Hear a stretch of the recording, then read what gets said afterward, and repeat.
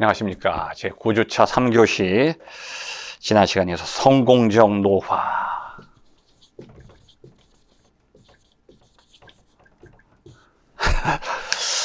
좀 말이 좀 어폐가 있죠. 노화를 성공한다. 노화를 성공한다는 게 무슨, 노화를 이룬다는 뜻이라기보다는 노화를 긍정적인 방향으로 유도한다는 거예요. 그래서 이 노인의 삶의 방식을 해석하는 고령화 사회에서 그 고령층 인구들의 그 삶의 방식의 변화를 해석하는 이론 중에 그래도 우리가 긍정적으로 받아들일 수 있는 것이 이 성공적 노화라고 볼 수 있습니다. 우리가 지난 시간에부터 공부했던 근대화 이론, 기능주의. 근대화는 사회가 여러 면에서 산업화되고 도시화되고 뭐 의학기술이 발전해서 노인의 삶의 변화를 가져왔다. 이것도 타당한 해석이고, 사회가 그 노인들의 삶의 변화를 그렇게 요구했다. 이것도 뭐 타당한 요인이 될 수 있죠. 그리고 노인들의 어떤 지배구조가 깨졌다. 뭐 갈등 이론적. 그래서 노인의 삶의 질이 변화되었다. 이것도 바람직한 해석으로 볼 수도 있지만, 가장 이 노인 인구의 삶의 변화, 고령화 사회에서 그 고령층 인구 노인들에게 가장 긍정적인 방향을 제시해 줄 수 있는 것이 바로 성공적 노화입니다. 그래서 지난 시간에 공부했던 로우와 칸의 이론,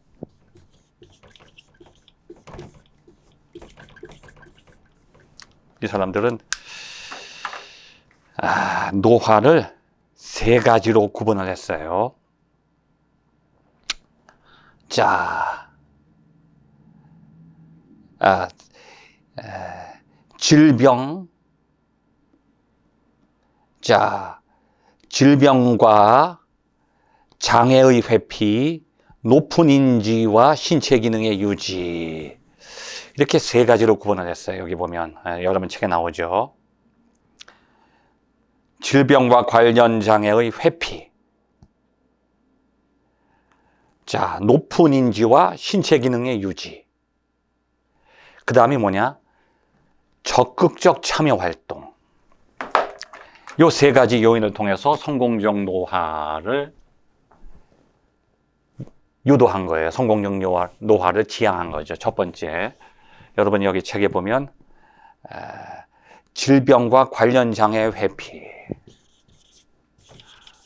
질병과 장애의 회피. 두 번째는 높은 인지와 신체 기능 유지.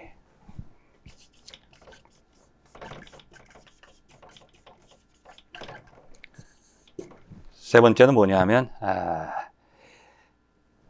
적극적 참여 활동.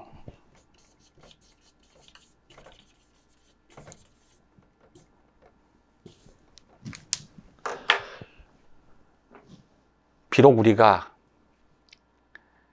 나이를 먹는 것은 어떻게 피할 수가 없잖아요.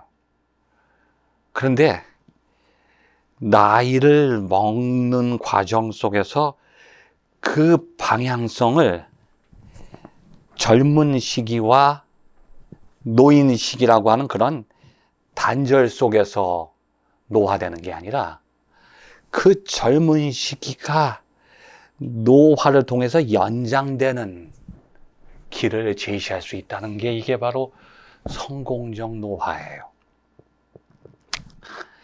그래서 이걸 다른 말로 여기 보면 신노년이죠. 신노년.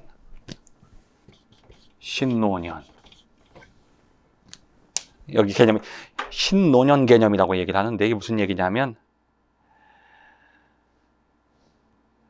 노인은 젊은 시절에 활동했던 그 모든 것에서부터 이미 다 단절되는 게 아니라 그것이 연속되고 완성된다.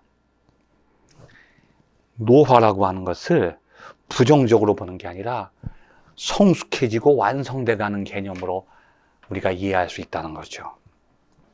자, 여기 보면 213페이지 밑에서 두 번째 단락.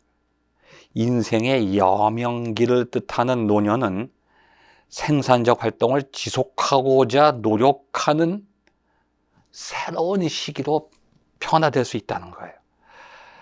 그래서 이 노화를 연령 분절에서 연령 통합, 연령 분절. 연령 분절이라는 것은 뭐냐면 인간의 삶의 주기를 나누는 거예요. 유아기, 청소년기, 청년기, 중년, 장년기, 노년기. 이게 단절돼서 노년기는 그 생애의 발전 과정에서 완전히 분리되는 게 아니라 연령 분절이 아니라 연령 통합이 된다는 거예요. 연령 통합. 그 노년기가 삶의 모든 발전 과정을 완성하는 시기로서 통합될 수 있다는 거죠. 자, 여기 보면 산업사회에서 사람들의 생애 주기는 교육, 노동, 여가. 산업사회에서는 청소년기 무슨 그건 이제 한 인간이 노화되는 과정을 신체적인 입장에서 볼 때는 뭐 청소년기, 장년기 이렇게 나누는데 산업사회에서 인간의 생애 주기를 볼 때는 교육받는 시기, 노동하는 시기, 노동을 끝내고 쉬는 시기. 자, 교육받는 시기, 노동하는 시기. 산업사회는 인간의 사회적 기능을 노동으로 보기 때문에 노동을 준비하는 시기, 교육하는 시기. 노동하지 않는 시기, 여가 시기. 그래서 교육, 노동, 여가. 이 세 가지 형태로 구분하죠. 그래서 청년기에는 교육을 끝내고 중장년기에는 노동에 종사하고 노년기에 여가를 보낸다는 거예요. 자, 그러면 연령 분절.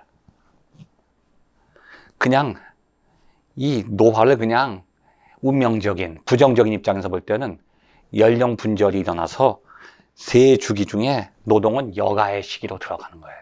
강제예요, 강제. 그래서 노인은 교육이나 노동의 기회가 배제되고 그 시기가 끝난 거예요. 한 가지만 남아요. 쉬는 시기예요. 강제로 쉬어야 돼. 이것이 과거의 노화를 보는 연령 분절의 관점인데 성공적 노화에서는 이것을 연령 통합으로 보니까 교육과 노동과 여가가 나눠지는 게 아니라 통합이 돼버려요. 어떻게 통합되느냐? 노인도 교육받을 수 있고 노인도 노동할 수 있어요. 그래서 교육과 노동과 여가가 노인의 시기에도 계속 연결되어 있다는 거죠. 자, 다음에 아까 좀 전에 얘기했던 성공적 노화를 위한 필수 요건이 세 가지가 있어야 돼요. 제일 중요한 게 질병, 장애. 아무리 내 마인드가 건강하고 내가 무엇을 할 수 있는 여건이 다 주어져 있고 내 몸이 뒷받침을 해주지 못한다면 모든 것이 다 갖춰져 있어도 내 몸이 그것을 뒷받침해 주지 못한다면 성공적 노화는 이루어질 수 없다는 거죠. 내가 지금 질병과 장애에 걸려 있다. 절대로 나는 성공적 노화를 이룰 수 없다는 거예요. 왜? 나머지 모든 일들을 어떤 일들을 할 수가 없어요. 그냥 질병에 의해서 나는 아무것도 할 수 없는 존재가 되는 거예요. 그래서 제일 중요한 게 질병에 걸리지 않아야 돼요. 신체적 장애에서 벗어나야 돼. 이것이 성공적 노화의 첫 번째 요건. 자, 인재, 신체의 기능. 인지 기능과 신체 기능이 왕성해야 되는 거예요. 지금 내가 그것을 그대로 100% 활용할 수 있어야 돼. 그래야 성공적 노화가 일어난다는 거예요. 세 번째는 뭐냐? 내가 질병에 걸리지 않고 장애가 없어요. 그리고 인지 기능과 신체 기능이 왕성해. 근데 사회적으로 내가 참여할 수 있는 여건이 없어. 꽝이에요. 1번, 2번, 3번이 다 보장이 돼야 된다는 거죠. 그럴 때 성공적 노화가 완성될 수 있다는 겁니다. 자, 그런 내용이 여기 쭉 책에 나와 있고, 이제 3번, 214페이지 3번, 노인 인구의 특성. 노인 인구의 특성. 가. 노인의 인식과 정의. 서구에서는 65세 이상의 사람을 노인으로 간주하지만 과거 우리나라는 60세를 노인으로 규정하는 경향이 있었어요. 얼마 전이죠. 2007년도 정도까지는 60세가 노인인데요.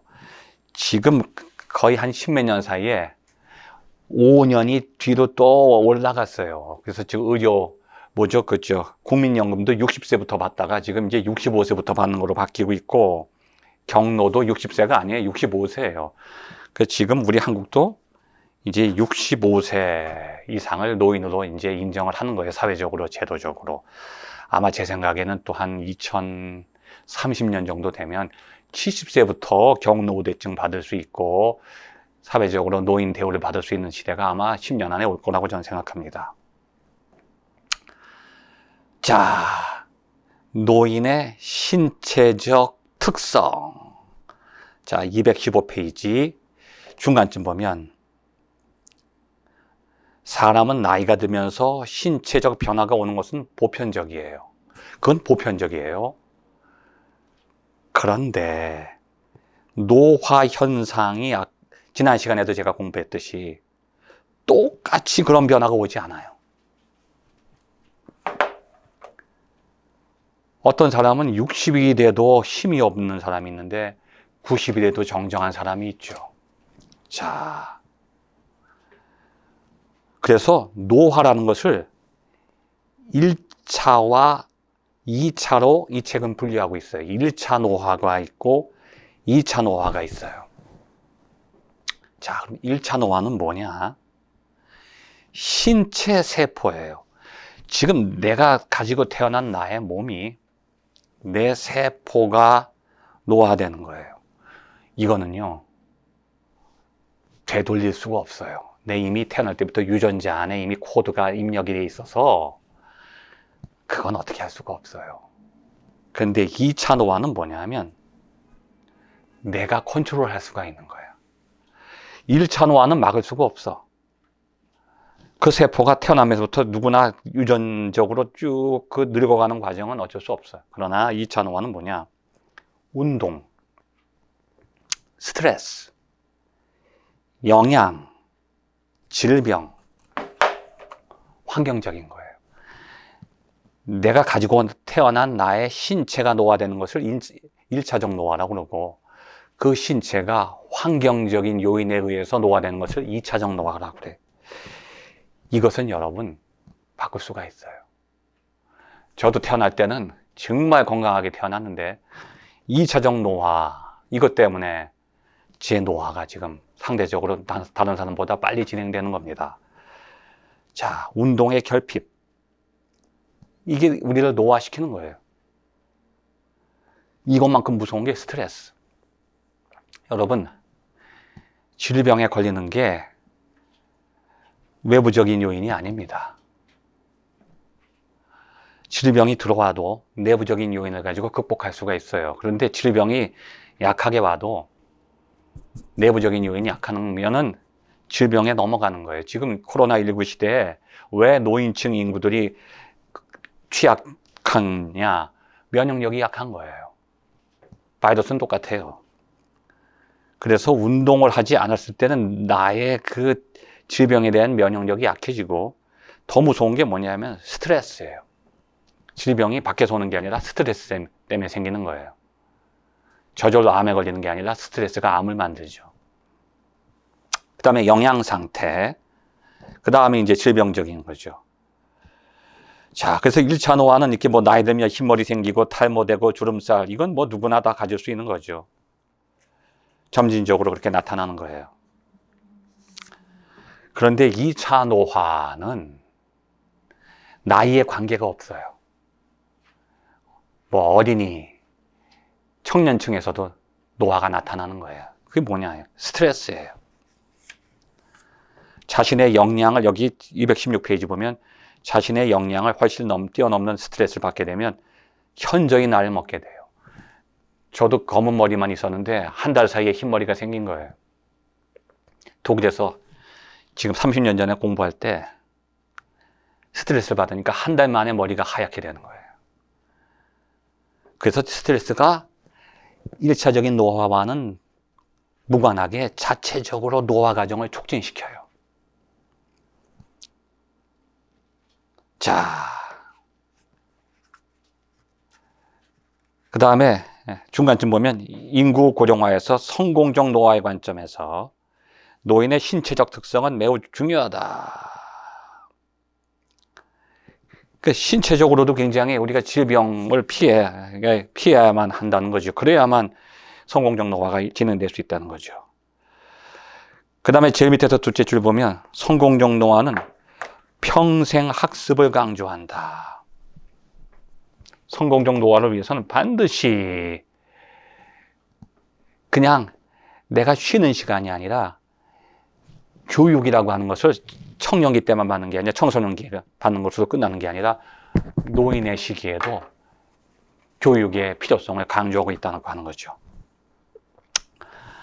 자, 그렇게 이제 성공적 노화의 내용들을 쭉 우리가 공부해 봤고, 이제 우리가 아무리 고령화 사회에 진입했을지라도 그 고령화라는 것이 사회적인 문제로서 대두되는 것을 우리가 막을 수 있는 최선의 길이 성공적 노화라고 하는 개념을 통해서 생산에서 제외돼서 여가 생활을 하는 피부양 계층이 노인이 아니라 노인이 사회적으로 기여하고 생산활동에도 참여할 수 있는 하나의 통합적인 연령 분절이 아니라 연령 통합의 관점에 기여할 수 있는 하나의 계층이라고 하는 것을 성공적 노화가 보장해 줄 수 있다고 하는 겁니다. 자, 그 다음에 우리가 공부할 문제는 219페이지 노화의 심리적 특성.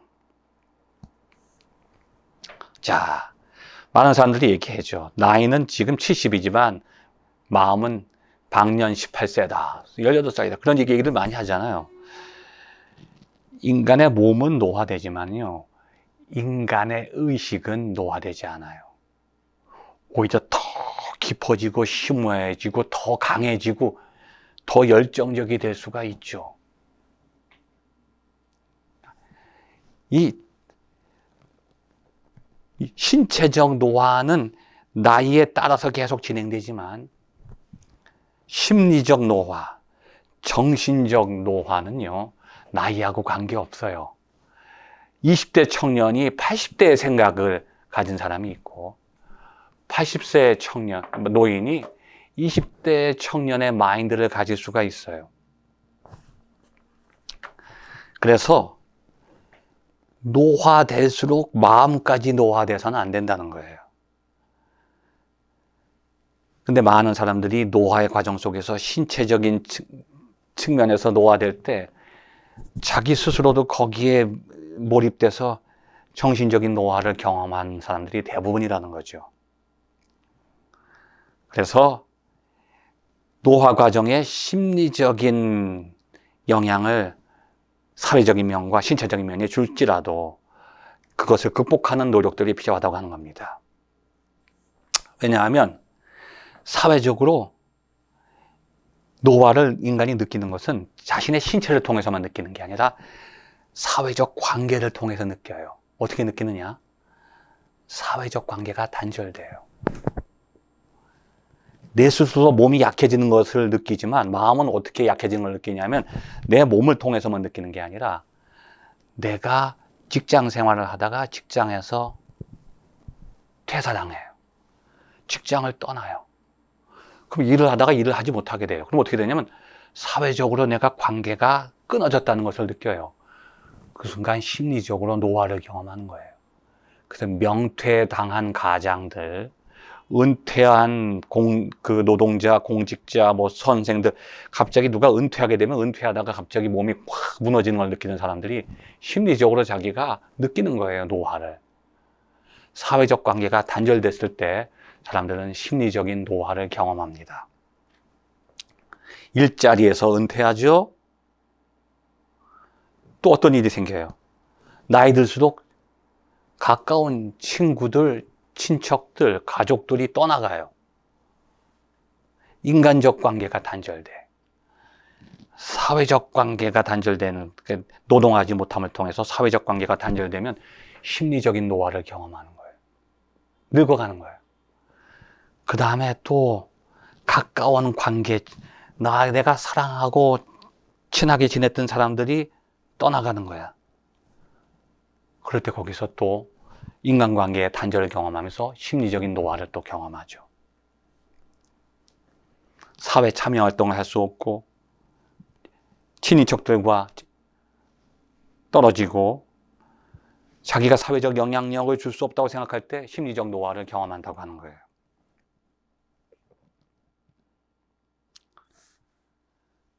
그래서 이제 거기에 환경에 적응하는 그런 역할이 필요한 거죠. 그런 자세가 필요한 거예요. 자, 이런 혼란스러운 상황을 경험하는 거예요. 이제 자신의 몸이 신체적으로 늙어가는 것뿐이 아니라 그런 관계의 단절 속에서 이제 노인들은 심리적인 노화를 경험하는데 거기에 대해서 또다시 더 큰 고통을 주는 게 뭐냐면 노인 이미지예요. 노인들이 갖고 있는 자기가 갖는 이미지 아니라 사람들이 자기를 보는 사회적인 이미지 때문에 또 심리적인 노화를 경험하게 되죠. 자, 그래서 지금 이 시대적인 변화 속에서 노인의 이미지를 자기가 새롭게 바꿀 필요가 있어요. 어떻게 바꾸느냐? 지금 나는 사회 속에서 경계된 존재가 아니라 사회를 위해서 기여할 수 있는 존재라고 하는 이미지의 혁신이 필요하다는 거죠. 자, 활발한 노인 이미지가 뭐냐? 성공적인 노인 이미지는 활발한 사회 참여를 하게 되는 거예요. 그러니까 내가 사회 속에서 쓸모없는 존재라고 하는 게 아니라 사회에 도움이 된다고 하는 그런 이미지를 자기가 스스로 개선하는 것이 필요하다고 하는 겁니다. 왜 그렇게 지금까지 우리에게 노인에 대한 잘못된 이미지를 형성한 이유가 뭐냐? 그 안에는 잘못된 선입견이 존재한다는 거죠. 여기 보면 219페이지 밑에 제일 마지막 단락 보면 이 노인이라고 하는 것에 대한 부정적인 이미지들은 상당 부분 잘못된 것이다. 왜냐하면 인간의 두뇌는 나이가 들면서 퇴화하지 않는다. 두뇌는 90세가 넘어서도 기능을 할 수 있어요. 그리고 기억 상실 같은 것도 뭐 치매가 온다 그렇지 않아요. 그건 갑자기 일어나는 현상이 아니라는 거죠. 서서히 점차적으로 일어난다는 거예요. 그래서 이 노인들이라고 하는 것이 사회적으로 어떤 역할을 하느냐? 노인들의 사회적인 경험과 인생의 경험이 젊은 사람들의 일상생활에 큰 영향을 줄 수 있다고 하는 것. 그런 것에 대한 자의식과 사회적인 인식이 필요하다고 하는 것입니다. 자, 그래서 이 노화의 심리적 특성에 대해서 살펴봤고, 자, 그 다음에 이제 뭐 고령화 사회의 사회 경제적 특성. 이것은 여러분이 쭉 가버는 넘어가고, 노인의 가구 형태와 혼인 상태, 이거 넘어가고, 노인들의 경제 활동, 이것도 넘어가고, 225페이지, 노후 부양 실태.